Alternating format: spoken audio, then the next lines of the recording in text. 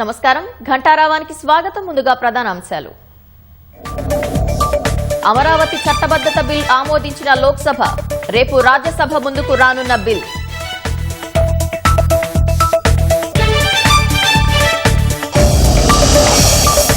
విభజన చట్టం హామీల అమలుకు కాంగ్రెస్ ఎంపీల డిమాండ్, నిధుల కేటాయింపులో వివక్ష చూపుతున్నారని ధ్వజం.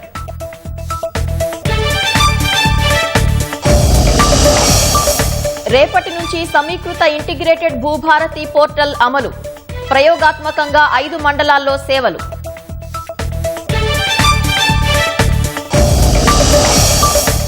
కేరళంలో ఎన్నికల ప్రచారంలో పాల్గొన్న సీఎం రేవంత్ రెడ్డి, మోదీకి పినరయి విజయన్ కు తేడా లేదంటూ విమర్శలు.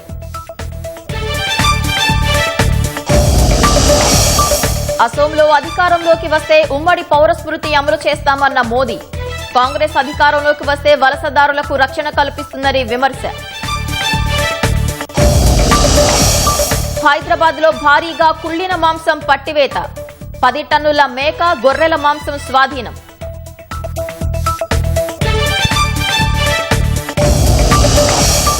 నాటో నుంచి నిష్క్రమించే అంశాన్ని పరిశీలిస్తున్నామన్న ట్రంప్, కాగితపు పులిలా మారిందని అమెరికా అధ్యక్షుడి విమర్శలు.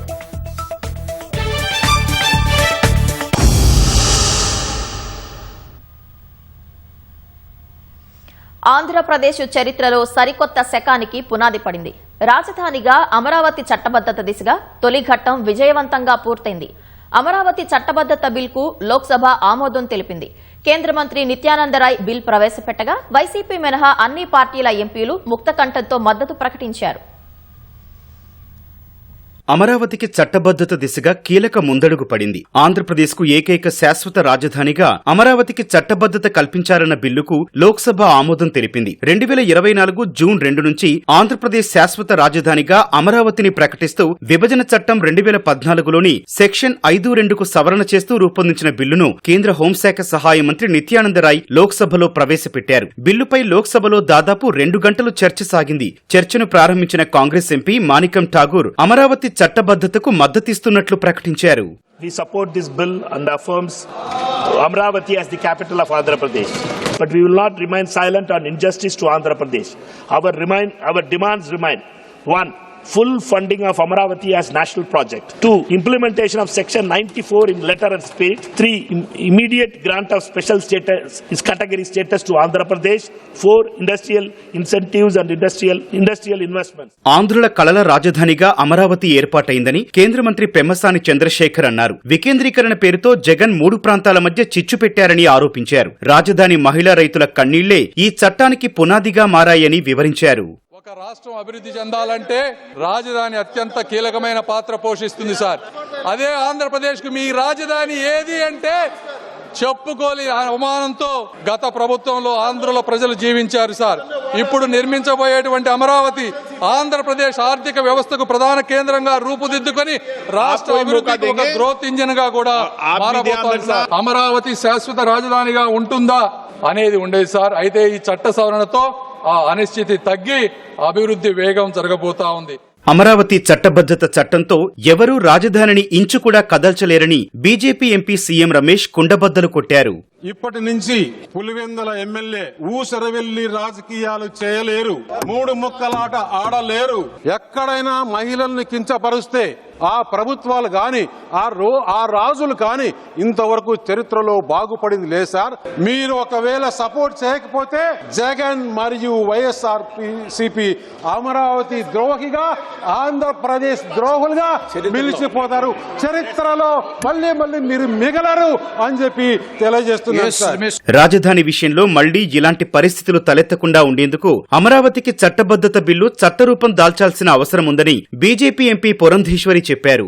Why we are here to seek statutory recognition for Amaravati, sir, is not political but on moral and constitutional grounds. Sir, statutory protection for Amaravati is really essential, because no state would have to lose its capital for the second time. No farmer, being whether a man or woman, should fear no policy reversal.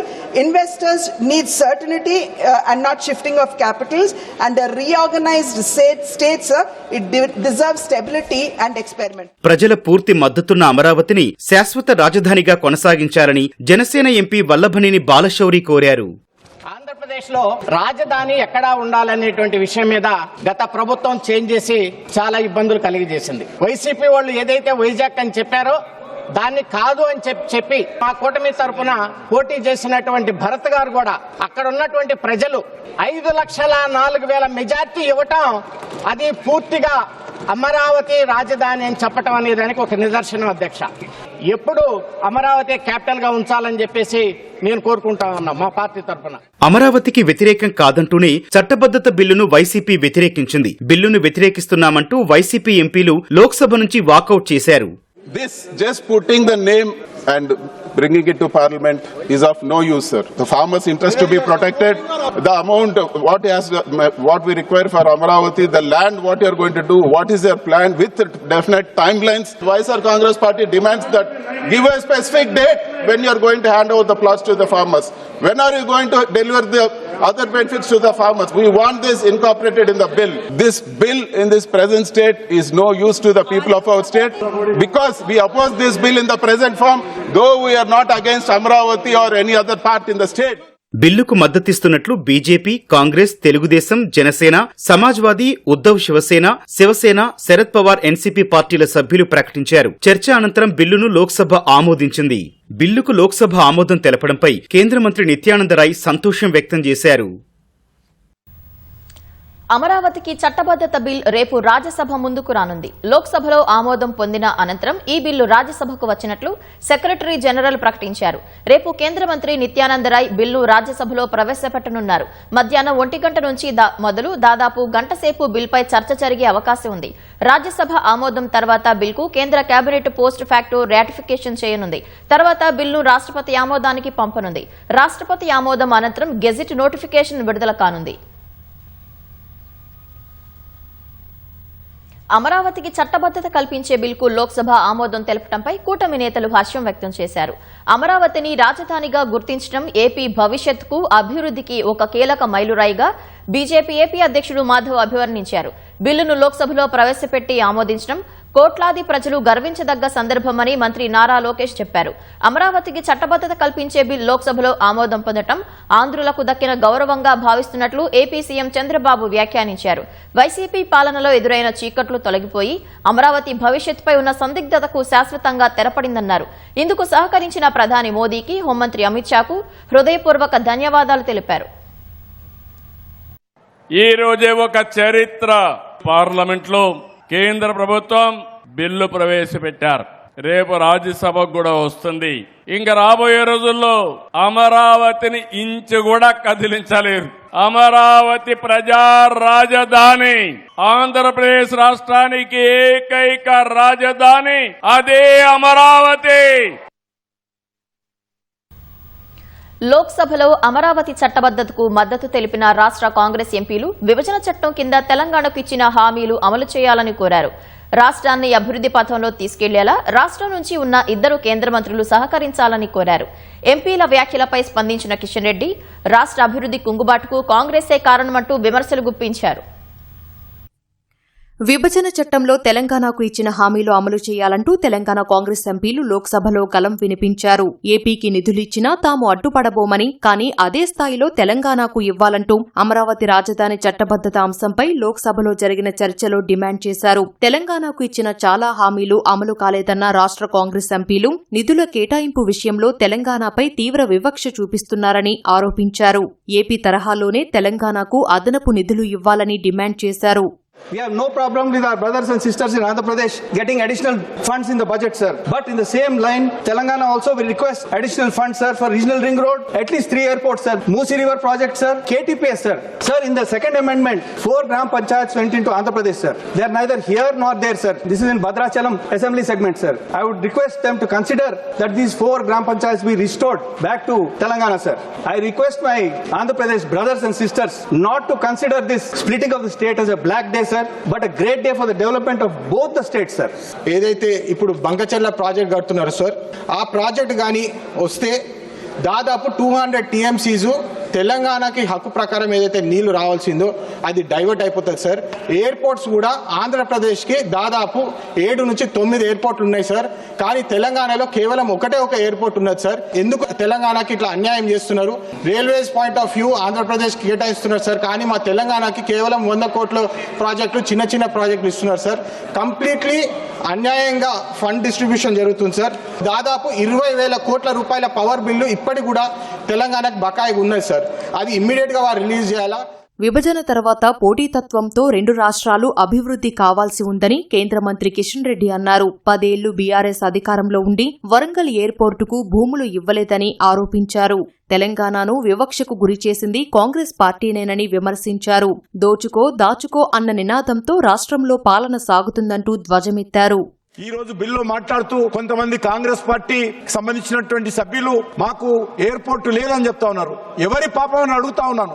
Andhra Pradesh లో 8 ఎయిర్పోర్ట్లు ఉన్నాయంటే ఆ రోజు Congress party ఏర్పాటు చేసింది. మరి ఈ రోజు తెలంగాణలో ఒకే ఒక ఎయిర్పోర్ట్ ఉన్నదంటే మరి ఎవరి పొరపాటు అడుగుతా ఉన్నాను. కాంగ్రెస్ పార్టీ అధికారం ఉన్నన్ని రోజులు తెలంగాణలో రైల్వేల అభివృద్ధి జరగలేదు, రైల్వేలు వెనుకబడిపోయినాయి, జాతీయ రహదారులు అభివృద్ధి జరగలేదు, అనేక రకాలుగా తెలంగాణ వెనుకబడింది కాబట్టే తెలంగాణ ఉద్యమం వచ్చింది. ఈ రోజు ఆర్ఆర్ ట్యాక్స్ పేరుతో కాంగ్రెస్ పార్టీ తెలంగాణను దోచుకుంటుంది. దీని నుంచి ఈ రోజు తెలంగాణ ప్రజలు జాగృతం కావాల్సిన అవసరం ఉంది. విభజన హామీలో తెలంగాణకు ఇచ్చిన ఐఐఎం, స్టీల్ ఫ్యాక్టరీ ఇంకా పెండింగ్ లో ఉన్నాయని మహబూబ్ నగర్ ఎంపీ మల్లు రవి అన్నారు. విభజన సమయంలో రాష్ట్రానికి ఇచ్చిన చాలా హామీలు పెండింగ్ లో ఉన్నాయన్నారు. రాష్ట్రం నుంచి ఉన్న కేంద్ర మంత్రులు అభివృద్ధికి సహకరించాలని కోరారు. We are supporting this Amaravati bill, but at the same time, sir, I would like to request the Honorable Prime Minister to implement the promises given to Telangana also. When it comes to IIM, when it comes to steel factory, when it comes to irrigation project to be taken as one of the national project, and many other things are pending for Telangana, sir. Similar to this bill, I would like our government, particularly our Telangana ministers, to take initiative to get all these things done. Amaravati బిల్లుకు లోక్సభ ఆమోదాన్ని మంత్రి పొన్నం ప్రభాకర్ స్వాగతించారు. ఈ అంశంలో AP ప్రజలకు అభినందనలు తెలిపిన మంత్రి తెలంగాణకు ఇచ్చిన విభజన హామీలను కూడా వెంటనే అమలు చేయాలని కేంద్రానికి విజ్ఞప్తి చేశారు. వివక్ష చూపొద్దన్నారు. ఒక రాష్ట్రానికి చట్టబద్దత కల్పిస్తూ మరో రాష్ట్రానికి ఇచ్చిన హామీలు విస్మరించడం సరైంది కాదని పొన్నం ప్రభాకర్ అభిప్రాయపడ్డారు. ప్రధానమంత్రి నరేంద్ర మోదీ పినరయి విజయం ద్వారా కేరళం భవిష్యత్తును అపహరించాలని చూస్తున్నారని ముఖ్యమంత్రి రేవంత్ రెడ్డి ఆరోపించారు. అందుకే బీజేపీ నాయకులు తమ ఓటు బ్యాంకును విజయన్కు మార్పిడి అయ్యేలా చూస్తున్నారన్నారు. కేరళం ఎన్నికల ప్రచారంలో భాగంగా ఎస్ఎం లాక్ జంక్షన్ నుంచి ముట్టతార వరకు రోడ్ షోలో సీఎం పాల్గొన్నారు. పెట్టుబడులు తెచ్చి యువతకు ఉద్యోగ ఉపాధి కల్పించి కేరళంను అభివృద్ధి చేసేవారికే ఓటు వేయాలని అక్కడి ప్రజలకు రేవంత్ రెడ్డి పిలుపునిచ్చారు. No difference between Narendra Modi and Pinarayi Vijayan. So Kerala people are intelligent people. Kerala people are educated people. They have never allowed communal people into Kerala. They could not enter in Kerala because of your Lakshmana Rekha. But Narendra Modi wanted to kidnap your Kerala future through Pinarayi Vijayan. That is why BJP people are trying to transfer their vote in Thiruvananthapuram and Kerala. Why? Because they don't want to win Rahul Gandhi and Gandhi family and UDF in Kerala. UDF is going to win in Kerala.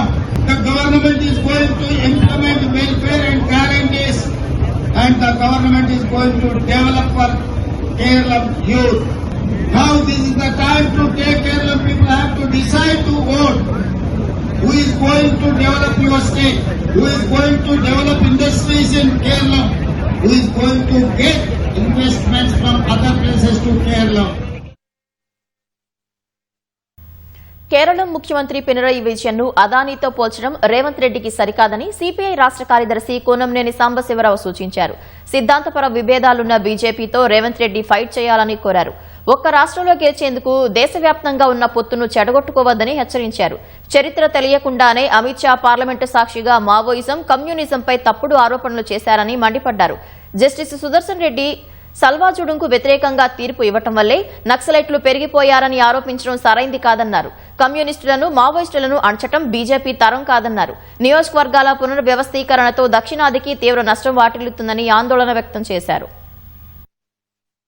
అదానీలను Pinarayi Vijayan ని పోలికి పెట్టడం ఈ మంచి పద్ధతి కాదు, అది మంచిది కాదు ముఖ్యమంత్రి గారికి. ఎందువల్లంటే ఇక్కడ కలిసి ఉన్నాం, దేశంలో కూడా ఇండియా కూటమి. మీ పోరాటం మా పోరాటం చేయాల్సింది ఎవరి మీద అంటే బీజేపీ మీద చేయాలి, బీజేపీ సిద్ధాంతం మీద చేయాలి. కమ్యూనిస్టుల మీద అటువంటి దాడులు చేస్తే అంతిమంగా అది ఎవరికి ఉపయోగపడుతుందో మీరు ఆలోచన చేసుకోవాలి. నువ్వు ఎన్నికల్లో పోటీ జరుగుతుంది కేరళలో, ఇక్కడ పరిపాలనా లోపాలుంటే ఎత్తి చూపెట్టండి. పరిపాలన లోపాలుంటే మేము ఇంకా బాగా పరిపాలన చేస్తామని చెప్పండి, తప్పలేదు. కానీ ఇట్లా వ్యక్తి హననం చేయకూడదనేది ముఖ్యమంత్రి గారికి కూడా నేను విజ్ఞప్తి చేస్తా ఉన్నాను. అంతిమంగా మావోయిజాన్ని లేకపోతే కమ్యూనిజాన్ని అణచడం అనేది ఎవరి వల్ల కాదు, సాధ్యం కాదు.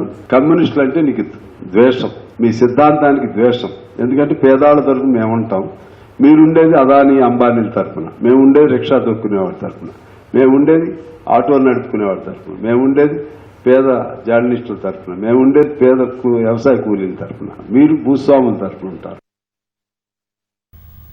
రాష్ట్రంలో భూ వివాదాలకు శాశ్వత పరిష్కారం చూపించేందుకు సీఎం ఆలోచన మేరకు రెవెన్యూ శాఖలో విప్లవాత్మక సంస్కరణలకు శ్రీకారం చుట్టినట్లు మంత్రి పొంగులేటి శ్రీనివాసరెడ్డి వెల్లడించారు. రైతులకు పారదర్శకంగా సులభమైన సేవలు అందించేందుకు ల్యాండ్, సర్వే, రిజిస్ట్రేషన్ విభాగాలను ఒకే గొడుగు కిందకు తీస్తూ ఇంటిగ్రేటెడ్ భూభారతి పోర్టల్ తయారు చేసినట్లు చెప్పారు. ఆ పోర్టల్ను గురువారం నుంచి ఖమ్మం జిల్లా కూసుమంచి, భద్రాద్రి కొత్తగూడెం జిల్లా అశ్వారావుపేట, రంగారెడ్డి జిల్లా ఆమన్గల్, సంగారెడ్డి జిల్లా వట్పల్లి, నారాయణపేట జిల్లా కోస్గి మండలాల్లో ప్రారంభించి భూ వివాదాల పరిష్కారానికి తొలి అడుగు వేస్తున్నట్లు వివరించారు. కేరళం పర్యటనలో ఉన్న పొంగులేటి భూభారతి పోర్టల్ ప్రారంభంపై అధికారులతో టెలికాన్ఫరెన్స్ నిర్వహించారు. రైతు కోణంలో భూభారతి పోర్టల్ రూపొందించామన్న మంత్రి సామాన్యులకు ఇబ్బంది లేకుండా జాగ్రత్తలు తీసుకోవాలని అధికారులను ఆదేశించారు. కాదేది కల్తీకి అనర్హం అనేలా పాలు, అల్లం, ఐస్ క్రీం, ఆహార పదార్థాలను కల్తీ చేస్తూ ప్రజారోగ్యాన్ని గాలిలో దీపంలా మార్చేస్తున్నారు కొందరు అక్రమార్కులు. అదే కోవలో తాజాగా హైదరాబాద్ లో మేక, గొర్రె మాంసాన్ని రోజుల తరబడి నిల్వ చేసిన వైనం బయటపడింది. హెచ్ఫాస్ట్ అధికారుల తనిఖీల్లో భాగ్యనగరం, మంగళహాట్ పరిధిలో కుళ్లిన స్థితిలో ఉన్న 10 టన్నుల మేక, గొర్రెల మాంసం స్వాధీనం చేసుకున్నారు. A to Z గోదాంపై వెటర్నరీ, గోల్కొండ టాస్క్ ఫోర్స్ పోలీసులు సంయుక్తంగా చేసిన దాడుల్లో తినలేని స్థితిలో ఉన్న కుళ్లిన మాంసం గుట్టలు గుట్టలుగా బయటపడింది. హర్యానా, ఉత్తరప్రదేశ్, మహారాష్ట్ర నుంచి మాంసం తెప్పించి అఫ్రోజ్ అనే వ్యక్తి నిల్వ చేస్తున్నట్లు ప్రాథమికంగా గుర్తించారు. రోజుల తరబడి స్టోర్ చేసి శుభకార్యాలకు, ఆర్డర్లపై సరఫరా చేస్తున్నట్లు తేలింది. లాభాపేక్షతో నిబంధనలు పాటించని అఫ్రోజ్ ను పోలీసులు అదుపులోకి తీసుకున్నారు. ప్రజారోగ్యం ఎటూ పోతే మాకేంటి అని మాకు పట్టనట్లు అక్రమార్కులు చేస్తున్న దురాగతాలతో బయట ఆహారం తినాలంటేనే జనం జంకాల్సిన పరిస్థితి నెలకొంది. ఇటీవల హెచ్ఫాస్ట్ అధికారులు వరుసగా చేస్తున్న తనిఖీల్లో కల్తీ ఆహారం అవశేషాలు విస్తృతంగా బయటపడటం ఆందోళన కలిగిస్తోంది. అసలే చికెన్ షాపులు బంద్ అయిన తరుణంలో మాంసాహార ప్రియులు మటన్ తిందామంటే ఇలా కల్తీ కల్లోలం వారిలో గుబులు రేపుతోంది. నిందితుడు అఫ్రోజ్ పరారీలో ఉండగా గతంలోనూ ఇదే తరహాలో కుళ్లిన మాంసాన్ని తెచ్చి వ్యాపారం చేశాడని పోలీసుల దర్యాప్తులో వెల్లడైంది.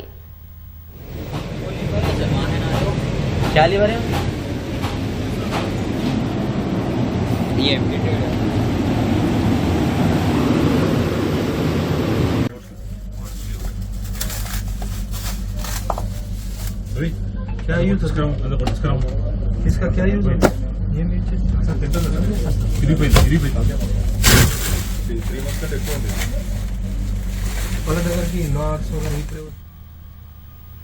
అసోంలో బీజేపీ అధికారంలోకి వస్తే ఉమ్మడి పౌర స్మృతిని అమలు చేస్తుందని ప్రధాని మోదీ హామీ ఇచ్చారు. 6వ షెడ్యూల్ కింద గిరిజనులకు రక్షణ కల్పిస్తుందన్నారు. కాంగ్రెస్ అధికారంలోకి వస్తే వలసదారుల రక్షణకు బిల్ తెస్తుందని ఆరోపించారు. బీజేపీ, దాని మిత్రపక్షాలు అలాంటి ప్రయత్నాలను అడ్డుకుంటాయని చెప్పారు. ఎన్నికల ప్రచారంలో భాగంగా ధేమాజీ జిల్లాలోని గోకాముఖ్లో జరిగిన సభలో పాల్గొన్న ప్రధాని మోదీ కాంగ్రెస్ పై తీవ్రస్థాయిలో విరుచుకుపడ్డారు. మెజారిటీ ప్రజలను మైనార్టీలుగా మార్చి చొరబాటుదారులను శాశ్వత ఓటు బ్యాంకుగా చేసుకోవటమే హస్తం పార్టీ లక్ష్యమన్నారు. ముస్లిం లీగ్ మాదిరిగా కాంగ్రెస్ కూడా దేశ విభజనకు ప్రయత్నిస్తోందని ప్రధాని మోదీ విమర్శించారు. का ये चुनाव विकसित असम से विकसित भारत बनाने का चुनाव है। इस बार बीजेपी एनडीए सरकार की हैट्रिक लगनी तय है और कांग्रेस के पराजय की भी हैट्रिक होने वाली है। असम लगातार तीसरी बार बीजेपी एनडीए सरकार बना रहा है और कांग्रेस के जो सो कॉल्ड राजकुमार है ना, की तो पराजय की सेंचुरी आने वाली है। నాటో నుంచి నిష్క్రమించే అంశాన్ని తీవ్రంగా పరిశీలిస్తున్నట్లు అమెరికా అధ్యక్షుడు డొనాల్డ్ ట్రంప్ తెలిపారు. ఈ మేరకు ఓ వార్తా సంస్థకు ఇచ్చిన ఇంటర్వ్యూలో పేర్కొన్నారు. నాటో కేవలం కాగితపు పులి అని విమర్శించారు. ఆ విషయం రష్యా అధ్యక్షుడు పుతిన్ కు కూడా తెలుసని అన్నారు. బ్రిటన్ నేవీ పాతదని, వారి వద్ద పనిచేయని విమాన వాహక నౌకలు ఉన్నాయని వ్యాఖ్యానించారు. నాటో ప్రభావానికి తాను ఎప్పుడూ లోను కాలేదని చెప్పారు. ఉక్రెయిన్ సమస్య తమది కాకపోయినా తాము సాయం చేస్తున్నామని ట్రంప్ తెలిపారు. ఇరాన్తో జరుగుతున్న పోరులో నాటో దేశాలు మద్దతు ఇవ్వకపోవడంతో అగ్రరాజ్యాధినేత గుర్రుగా ఉన్నారు. హర్ముజ్ జలసంధిని తెరిచేందుకు యుద్ధ నౌకలను పంపకపోవడంతో నాటో దేశాలను పిరికి పందలని గతంలో ట్రంప్ ఆగ్రహం వ్యక్తం చేశారు. తమకు సాయం చేయని నాటో దేశాలను తప్పక గుర్తుపెట్టుకుంటామని హెచ్చరించారు.